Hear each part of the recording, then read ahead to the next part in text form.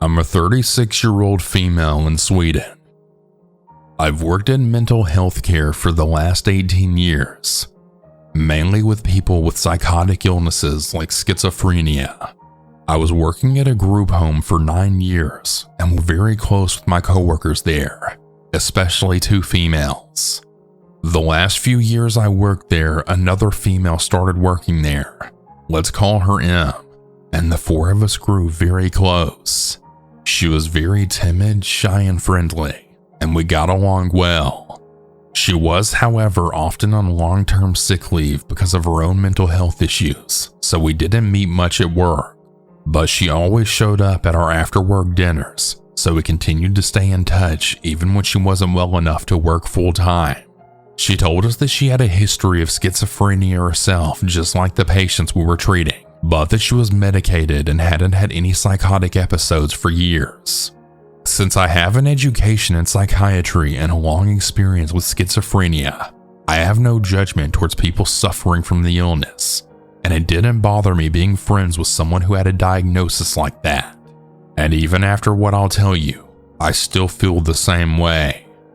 In the summer of 2023, I had moved on to work at a new place, also within mental health, but this time forensic psychiatry, like a halfway house for mentally ill murderers, etc. The 4 of us stayed in touch and still met every now and then for dinner parties. M told us that she had been evicted from her apartment because of an accident where she had accidentally entered her neighbor's apartment in the middle of the night. She told us that in the huge apartment complex, the doors all look exactly the same, and that she simply just walked in the wrong door by accident, but that all of the neighbors had created a scene out of pure drama and reported her to the police.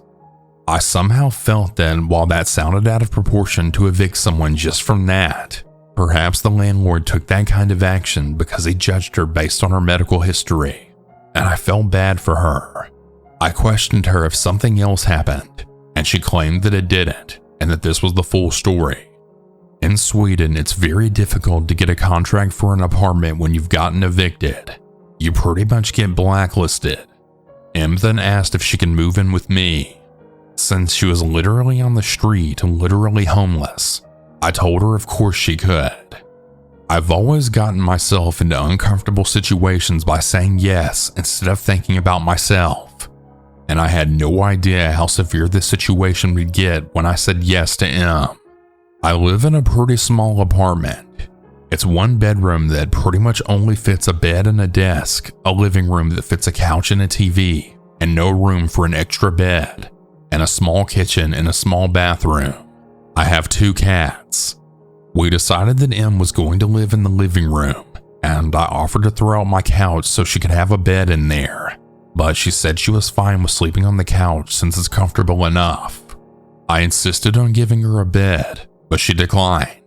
There's a door between the living room and bedroom, but between the living room and hallway, there's just an open arch, so she wouldn't have total privacy. I hung up a thick velvet curtain covering the arch, so it at least gave her the sense of a door and more privacy than nothing. There's another door from my bedroom to my kitchen, so I have 2 doors to my bedroom. I have to have one of them open at night since my cats want to go in and out, and they also have their litter boxes in the bathroom and food and water in the kitchen. I naturally kept the kitchen door open and not the living room door, since that's where M lived, and we wanted to keep our privacy somehow. She wasn't working at this time because she was on one of her long-term sick leaves while I was working shifts, so sometimes I had to get up at 6 a.m., and sometimes I didn't get home until 11 p.m. I have really severe insomnia, and I have to combine 2 medications, and even with this, I still wake up easily. I told her that I would appreciate it if she would try to stay quiet those nights when I have to get up at 6 a.m., but that it's fine if she's loud when I'm off work or whenever I do the evening shifts. She was a heavy smoker and a coffee drinker, so I bought her a coffee machine. Yeah, I know. I'm a weirdo who doesn't drink coffee very often, so I didn't have one. But I did this to make her enjoy her living situation even more. The coffee machine in the sink is placed right outside my bedroom door.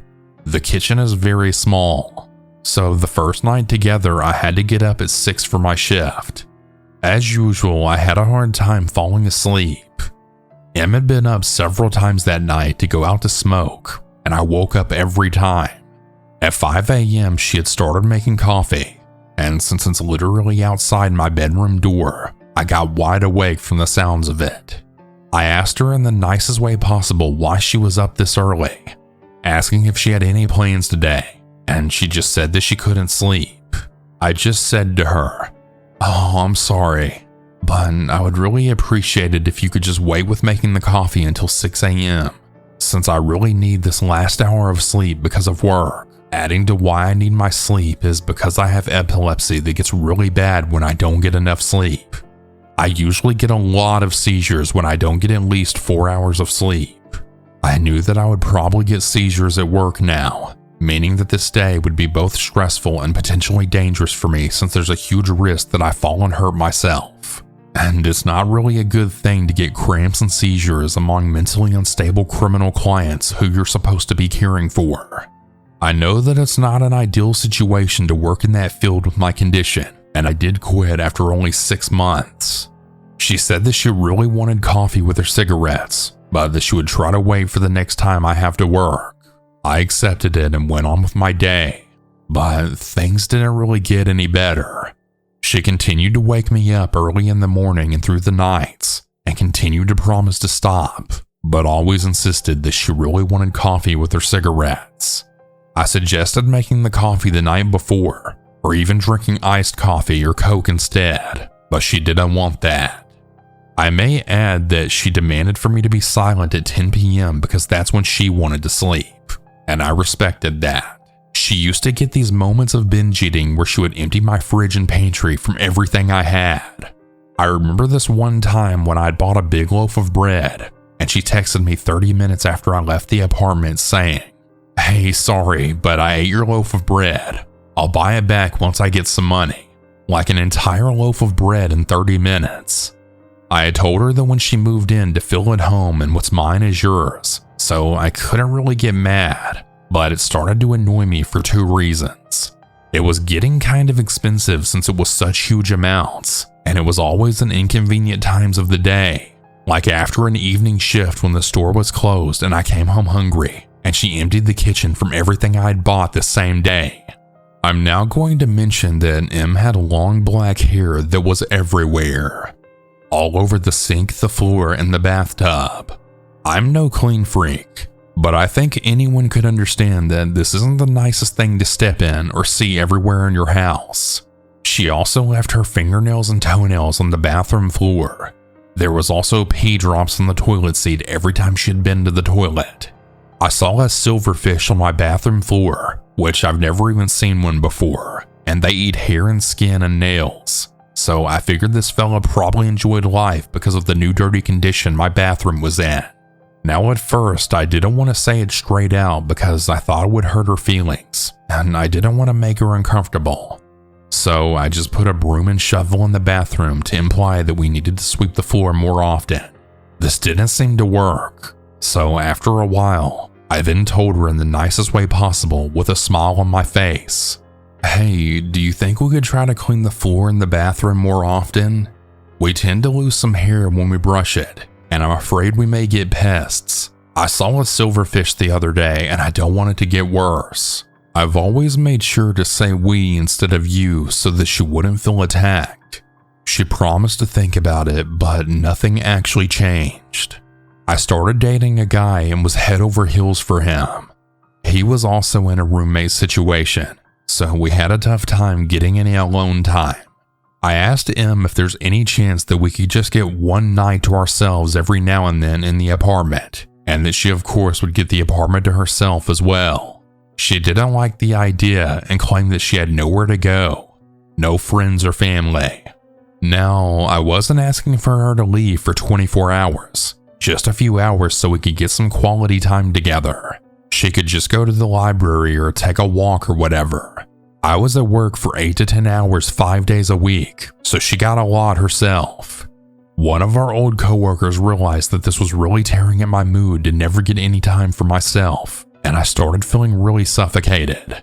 She offered that Em could stay at the night at her place. After all, they were friends too, Em said that she didn't want to bother her, but we told her that she didn't. They're friends. She's more than welcome. And I really just want one night to myself and my guy. I didn't understand why she made such a big deal over leaving me in the apartment for just one night. She eventually accepted and spent the night there, and I spent the night away the next week so she could get more alone time too. When I came home the next morning from my night away, I saw that my cat's water bowl was completely dried out. There was no spill on the floor, and it looked like it had been wiped out with a towel or paper. I had it filled to the brim just the night before. I asked her how was this possible, and she said that the cats must have tipped it out, but there was nothing on the floor like I said. My cats are overly social and usually cuddle up with strangers just after a few minutes. I noticed that the cats withdrew from her more and more over time, and the last couple of weeks they've never left my bedroom except from when they ate or used the litter box. It seems like they were scared of her, which I couldn't figure out since she was so timid. I had this old saucepan from the 60s that meant a lot to me. You probably wonder how a saucepan can mean a lot to someone, but it was my grandmother's, and it's the only thing I have that belongs to her. My mother used to cook for me with it when I was little, so it has a great nostalgic value to me. Well, she burnt it one day and made no attempt to clean it. She just left it on the stove and went out to smoke. I found it ruined and cried. She didn't even say she was sorry. She also broke dishes several times and didn't even bother to replace them or apologize. This only added to my frustration with her naturally. It had probably gone 2 months now, and she kept waking me up at night, kept binge eating my food, never cleaned, never left the house, and scared my cats and ruined my things. I realized that she had stole my prescription sleeping pills, lots of them as well, and I only get one per night, not more or less, and as you already know, I really need them. I had 20 of them on the nightstand when I left for work, and when I came home they were gone. She denied it, which is pretty hilarious since no one else could have been there. My frustration was getting heavy. The summer heat was strong, and I felt locked up in my tiny bedroom with my 2 cats, never getting any time to myself, never any alone time with the guy I was dating except for once every 14th day. My apartment was messy and she was stealing from me. Out of nowhere, my old elementary school classmate texted me on Facebook asking how I know him. He had seen that I had posted on Facebook that we were roommates now. I told him that we were old co-workers and that she had needed a place to stay because she got evicted from her place. He then said, "I know. Do you know why she was evicted?" To which I replied, "Yeah, she accidentally went into her neighbor's apartment." That's not really the full story. She broke in and snuck up to their sleeping baby with a knife in her hand, but luckily the father woke up and wrestled her down and managed to save the baby. I felt sick to my stomach. Could this really be true? It would certainly explain why she was evicted, but it just sounded so horrible, and she's such a timid, nice girl. I had so many questions, but my friend had the full police report. Apparently the couple that M had broken into was his ex-girlfriend and her family. It seemed that M had a psychosis during the break-in, but those parts weren't public.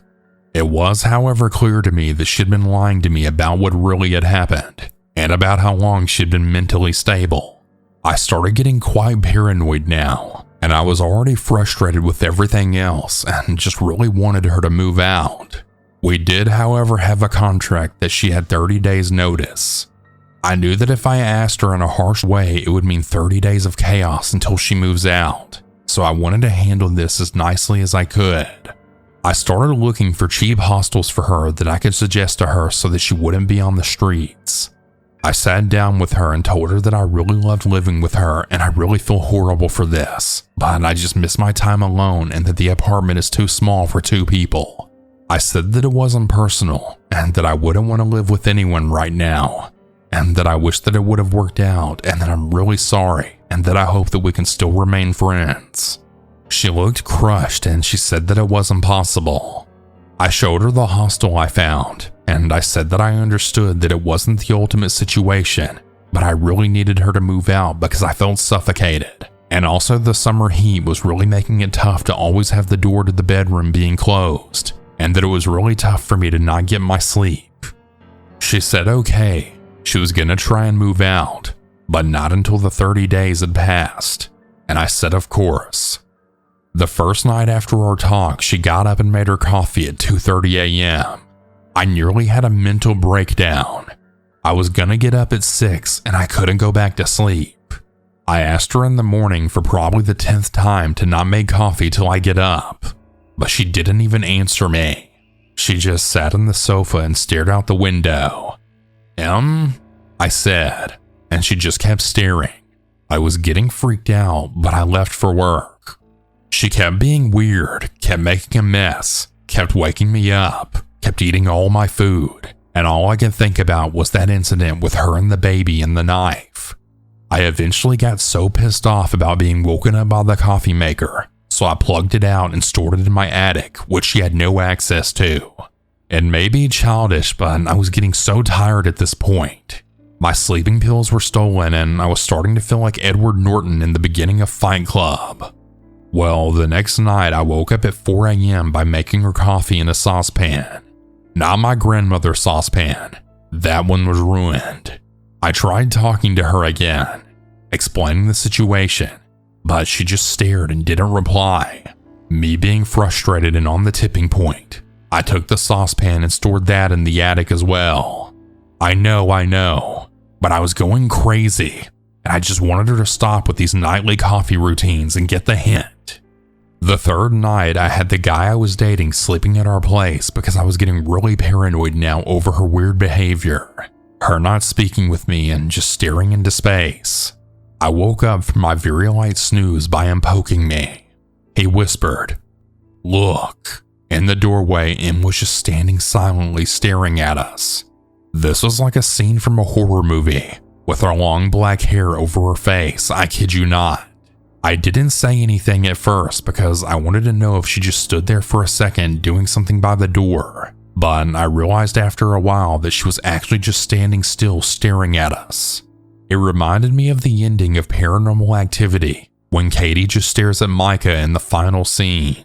So I sat up and then said, "Hey, what are you doing?" But before I could finish the sentence, she just slammed the door shut, and I heard the sound of something metal falling on the floor and her running into the living room. I then yelled out, "You need to leave!" And I started crying hysterically because this was turning into a freaking nightmare. Of course, I didn't go back to sleep, and I was really happy that I had company that night. I just kept asking myself, had she done this before? Stared at me in my sleep? The next day when I got out of bed, I opened the door that she had slammed shut and I saw a kitchen knife on the floor. So that was the metal sound that I had heard before she ran off. I took all of my knives and locked those in the attic as well. I then asked a family friend of mine to come to my house and be here when I tell her she has to move out immediately, that I can't wait 30 days, which was now 27. During the conversation, I really tried to stay calm. I know she has a mental illness. I know she means no harm. Even though I was frustrated, I couldn't hate her. I was mostly just scared and tired. She, however, didn't even answer when I talked to her. She just kept staring out the window. She left the apartment and sent me a text instead, saying that I was disrespectful for bringing a friend over to her place. Nighttime came and I thought this would be a quiet night finally. No coffee maker or saucepans. But at 3 a.m. I woke up by her burning dry coffee powder in a frying pan. At this moment, I just felt terrified of her. Her face was dead. Her eyes were black. I suspected that she had gone into a psychosis. I stopped the fire and she just ran off into the living room in silence. I knew that she had an appointment with her psychiatrist the next day, and while she was away, I packed all of her things. I then sent her a text telling her that she needs to pick them up and give me my keys back, and that I'll give her money for a hostel the upcoming 26 days. She didn't reply. The guy I was seeing came to keep me company in case she would fight about it. She didn't. She left the keys without even looking at us and then left. Our coworkers who were friends with us both told me that she moved in with the guy that she was dating, and she stayed there for a few weeks until she somehow amazingly got an apartment of her own. She also started working again, and I was really happy to hear this. She seemed to do well. Then in January of this year, one of our old coworkers told me that Emmett called her and told her that everything must burn, that she has a baby that she must save, and other delusional stuff. She called 112, which is the Swedish emergency number like 911. She told them all about this, but they hadn't taken it seriously. Emmett then proceeded to burn down her entire apartment because the voices in her head were telling her that she has to burn everything to save her friends and family. Her neighbors had tried to rescue her from the fire, but she had fought them off and ran back in and then poured liquor on the fire to make it burn more. She was arrested and sentenced last week for aggravated arson. She'll serve her time in a mental institution in prison for a long time, possibly forever. What's ironic is that she'll probably be in the facility where I used to work and end up where she used to work herself.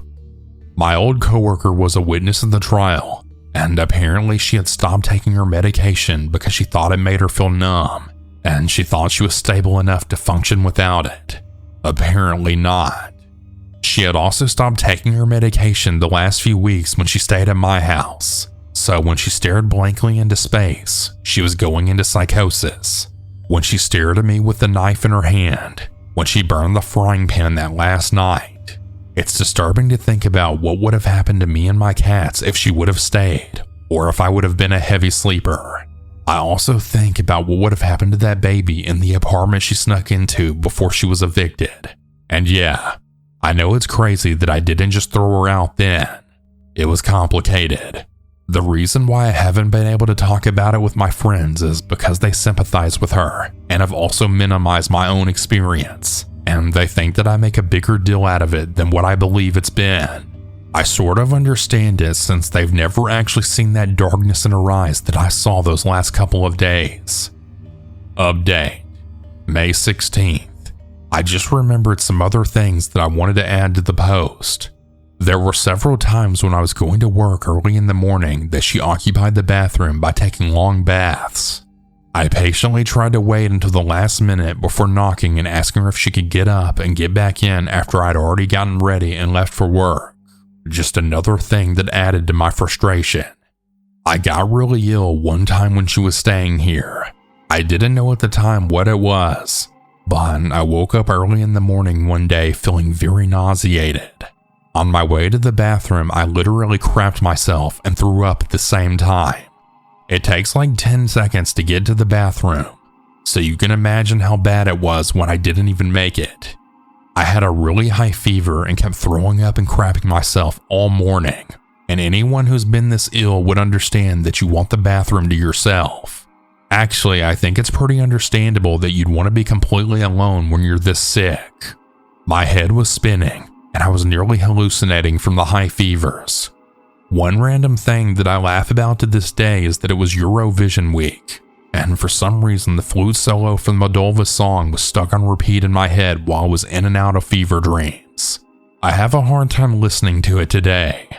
Anyway, working in healthcare, I also have a natural instinct of not wanting to spread infections. So my first thought was, besides wanting to be alone, I didn't want to risk giving whatever this was to Em. So I begged her the moment I noticed I was sick to please leave for her own sake. I could barely speak because it made me throw up that easily. Our friend in comment had asked her to water our plants that week, so she had the keys to her place and she could have been alone there. Em refused to leave, and I swear if I had the energy to slip out the window and fall into my death, I would have, but I couldn't. I was half sitting, half laying on the toilet with a bucket in my lap, my head sort of resting in the bucket of puke because I couldn't hold it up due to the high fever, and I just begged through whispers for her to leave so that she wouldn't get sick too. I told her, "What if you get sick soon too and we can't share the toilet? I'll be here all day. You should go to her place before it's too late, please." Eventually she left, pissed at me. It turned out I had a severe case of food poisoning, and I was well again after 2 days. But my God, The fact that she refused to leave is something that I felt that I had to add to the story because it made me so frustrated. I also went through our conversations and saw me asking her how long the door had been closed. That reminded me that she used to shut my cats inside my bedroom while I was away at work or wherever, so they couldn't eat, drink, or use their litter boxes. She claimed that she just recently closed it because she was trying to sleep, but I remember that she did it in the middle of the day one time, and the last few days she was here as well.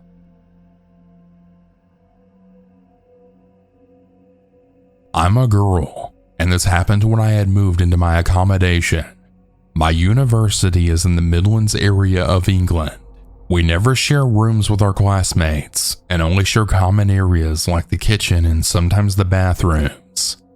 I had 5 people living with me, so 6 of us combined, 3 girls and 3 boys.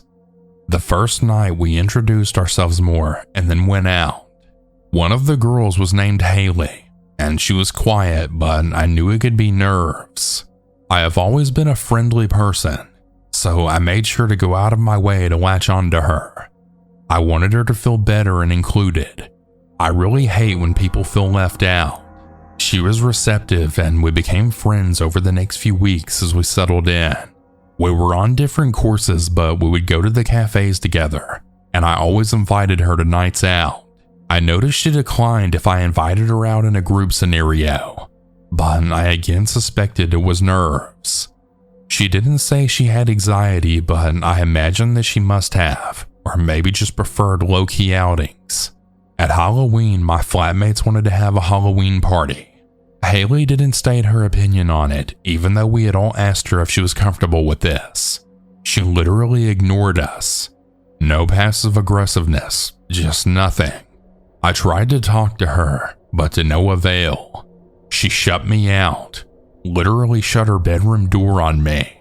My flatmates all told me that they thought that she was really weird, but I told them to stop being nasty. One of them said they didn't know why I was friends with her, and I shut them down, telling them not to judge her.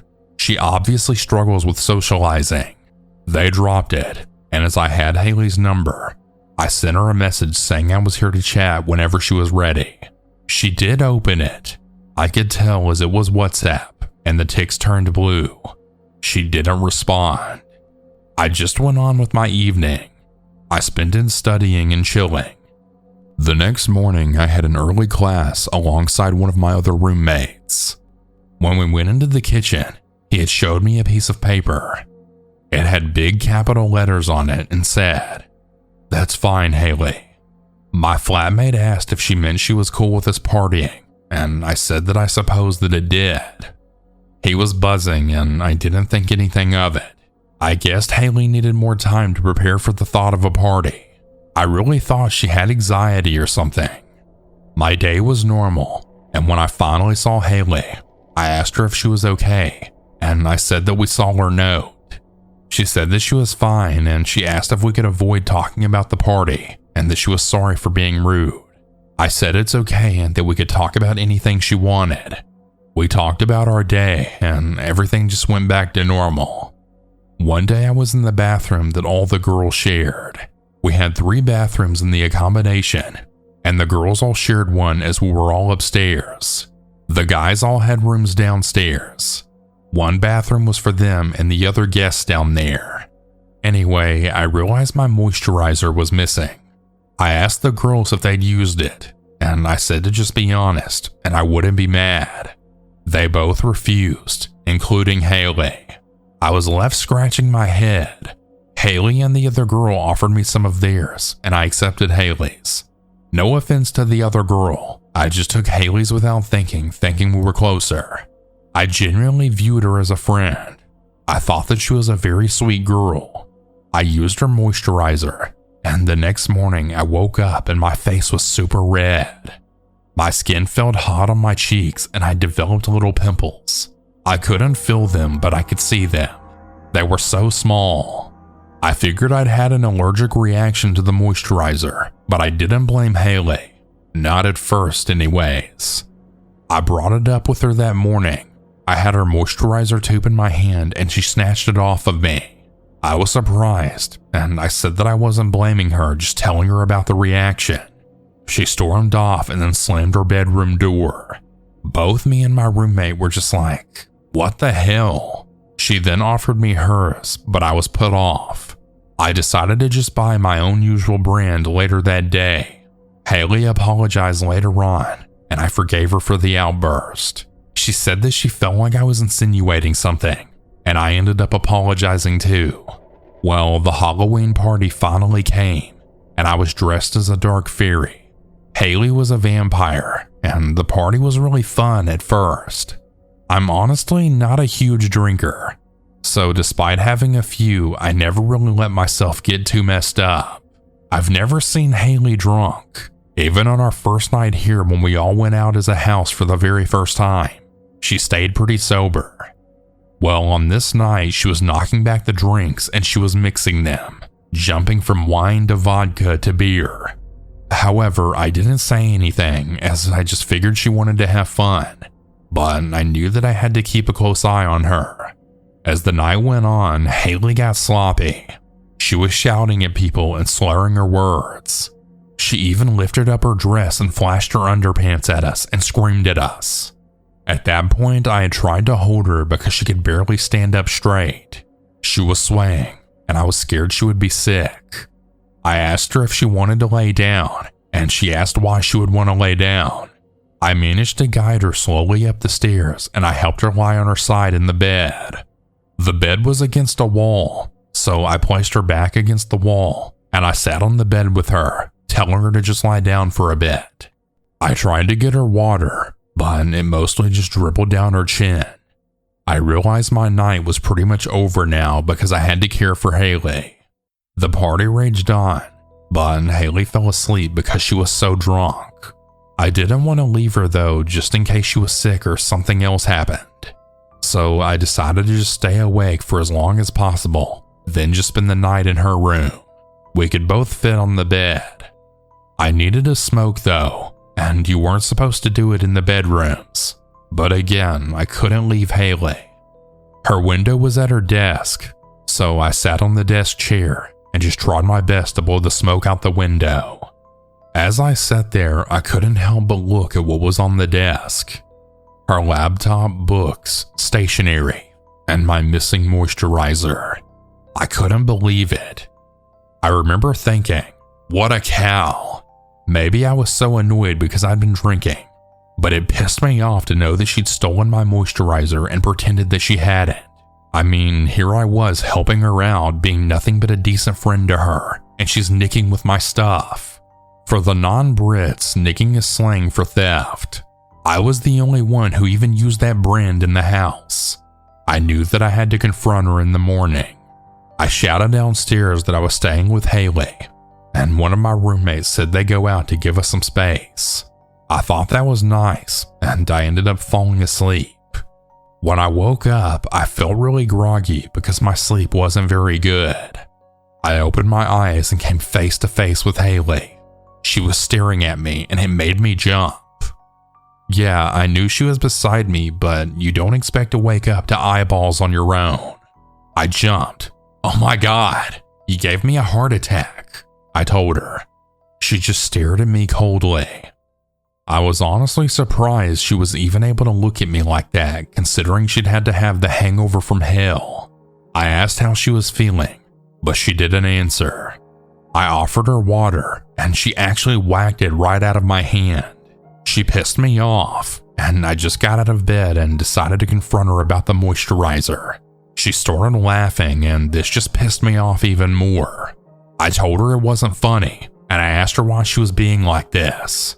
She told me that I'd planted my own moisturizer to accuse her, and that I was out to get her. I told her to stop talking bullcrap and demanded to know why the hell she stole my stuff. I asked if she had tampered with the moisturizer she gave me to irritate my skin, and she shouted back at me that I was crazy.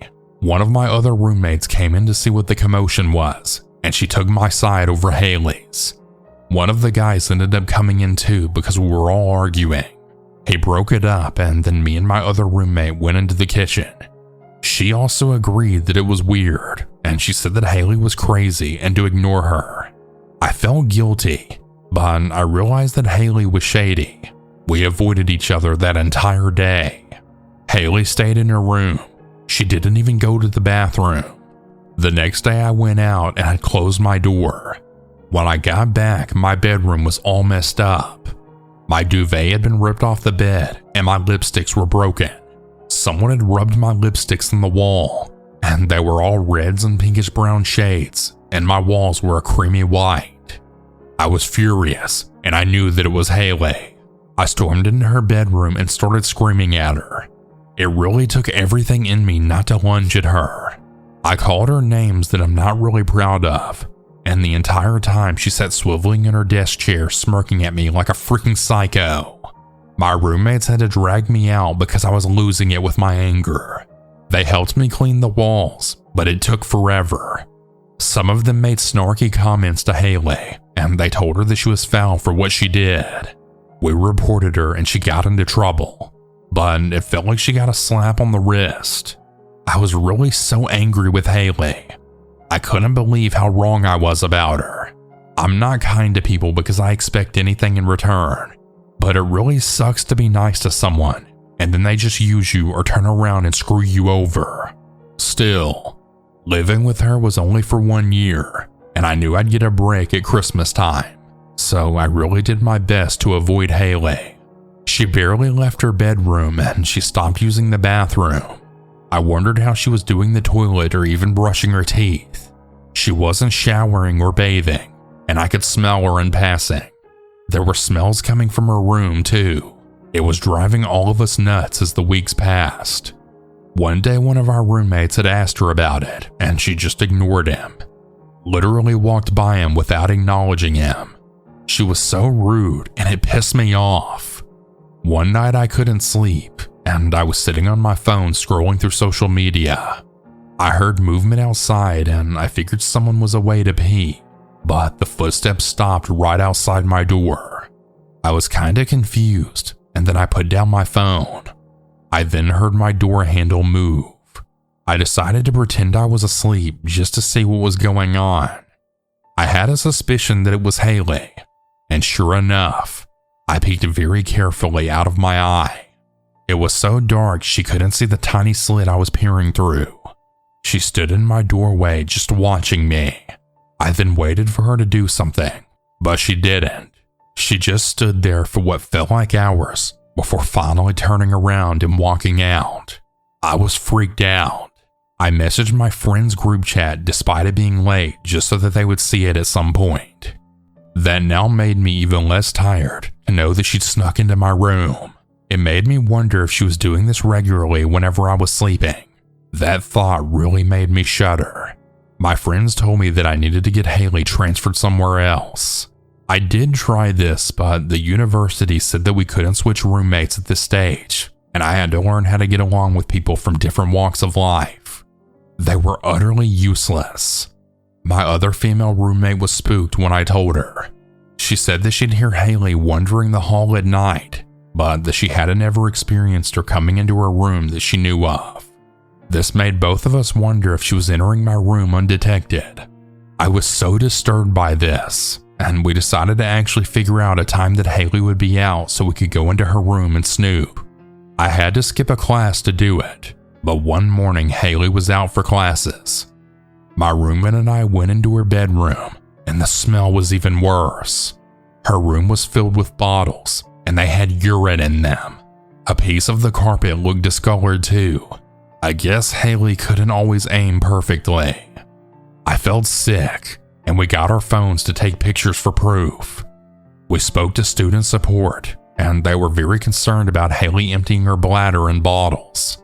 We told them everything, and they were even sympathetic towards her, which I didn't really understand. She was so mean to me out of nowhere, and I really felt frustrated, like everyone was able to be manipulated by her. But I suppose I was once like that too. Still, I was relieved we were actually being listened to this time. A few days passed and Haley was no longer shutting herself away. She started being super loud and obnoxious. She'd jump on her bed to make the headboard hit the wall and blast super loud music to piss us all off. She smeared toothpaste on the mirrors, and she would go into our rooms and mess with our stuff. She'd leave notes in the kitchen calling us names and saying she hated us. We continued to report all of this, and eventually, Haley was finally forced to leave. We were all very glad to see the back of her. As we weren't on the same course, I ended up never seeing her again. Apparently, she refused to attend her classes after moving into her new place, and they had no choice but to kick her out. But I really don't know how true that is. All I know is that Haley's been gone from my life for a little over a year and a half now, and I'm glad. She may have turned out to be a horrendous person, but I don't regret being kind to her. I'm just glad that she can't bother me anymore, and I'm glad that she never did anything too damaging towards me. God only knows how things could have escalated if she hadn't been made to leave. This happened only a few days ago, and I'm still a bit shaky from it. It's one of the most terrifying encounters I've ever had, and I'm not anxious to repeat it. So I'm a 27-year-old female. I love cats with all my heart, and I'm very good with them. I'm definitely one of those future stereotypical crazy cat ladies. Sometimes one of my friends will have a situation where they need someone to watch their cat or cats for whatever reason, and I always happily volunteer. Given what happened this time, I'm not going to be doing that for a good long while. But before, I always had great fun. One of my friends, we'll call her Emma, posted on Facebook about a month ago that she and her family were going on vacation to Florida in early July, and she would like someone to stay in her house to keep her cat company while they were away. Her cat is both indoor and outdoor, and very sweet.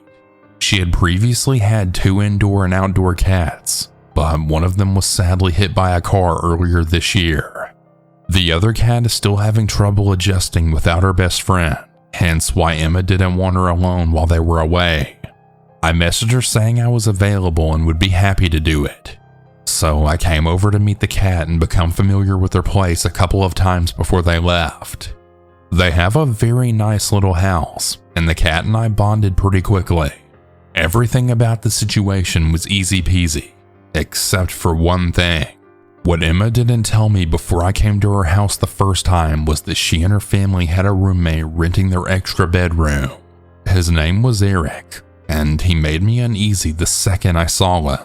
He was an older guy, probably late 30s or early 40s, a grease monkey who was obsessed with motorcycles and just generally all around ugly and dirty.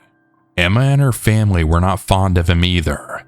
He hadn't lived with them long, and in fact, she told me they were planning on evicting him when they got back because he and Emma especially didn't get along.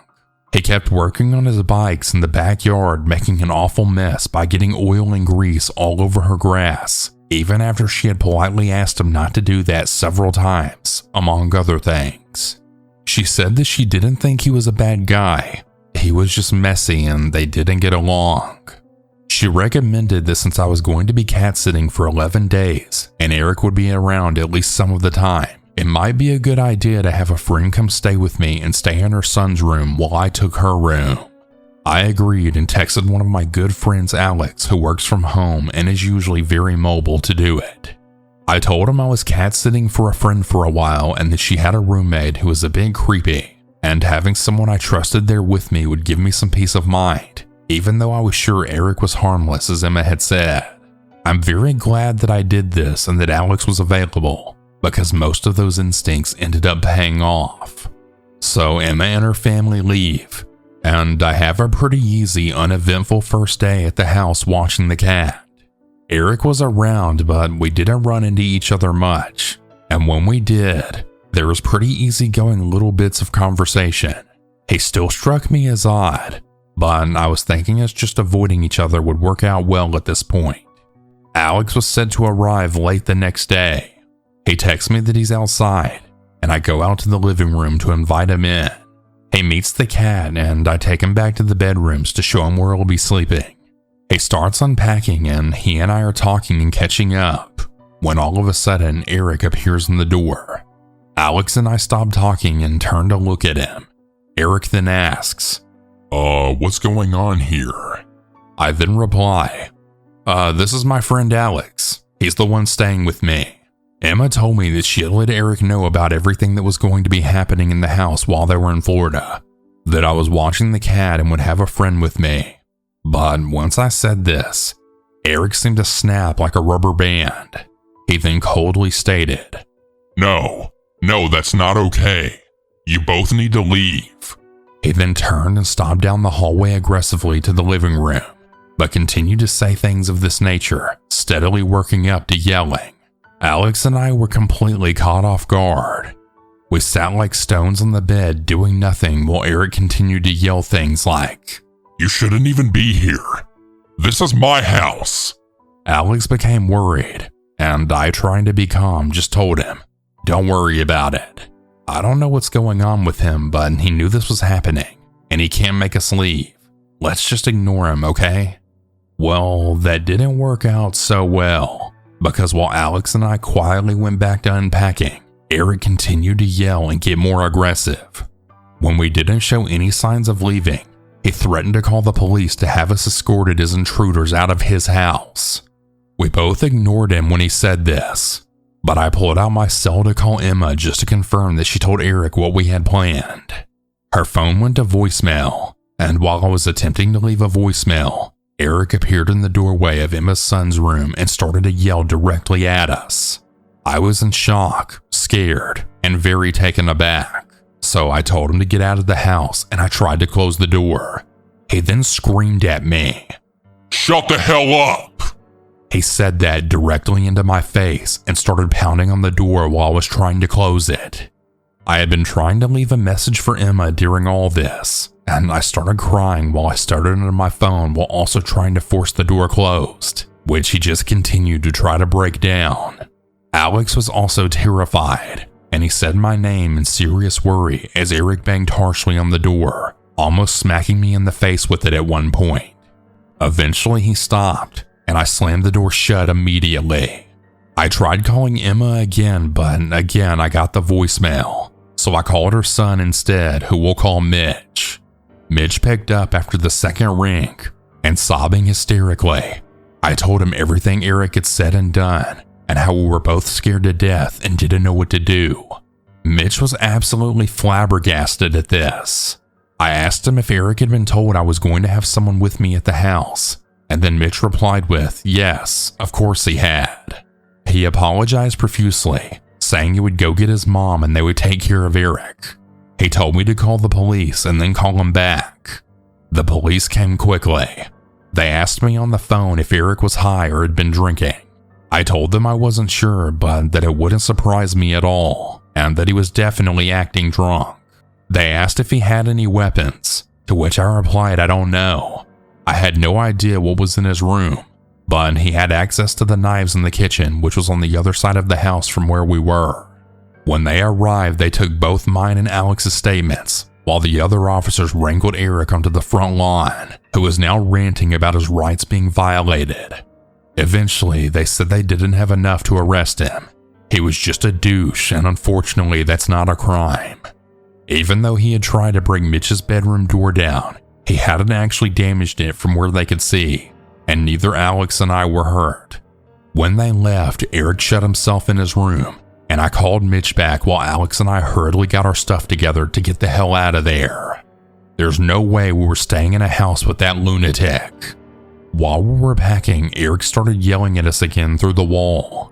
Thankfully, he didn't come out of his room again, but he continued to rant about how this was all bullcrap, and his rights and so on, and how we were a couple of annoying people and all these things. Alex called his partner who came to rescue us. I gathered my stuff in the cab plus her stuff to go back to my place. I had spoken to Mitch and Emma telling them I would continue to cat sit, but only at my place. I wouldn't stay at their house while Eric was there. They were absolutely livid and upset, and they assured me that he would be out on his ass the second they got back, and they would make it up to both Alex and I. Aside from the outrage, there appears to be confusion from everyone who interacted with Eric as to why the hell he would all of a sudden break out in a violent episode like that. Emma had told me that he wasn't a bad nor violent guy, but this definitely disproves that. One theory is that he was threatened by my friend Alex not wanting another guy in the house because he had been perfectly fine with just me there. But if that's true, why? Had he been planning on doing something to me? I don't know, but I'm eternally grateful that I'll never find out, and I never want to see Eric again.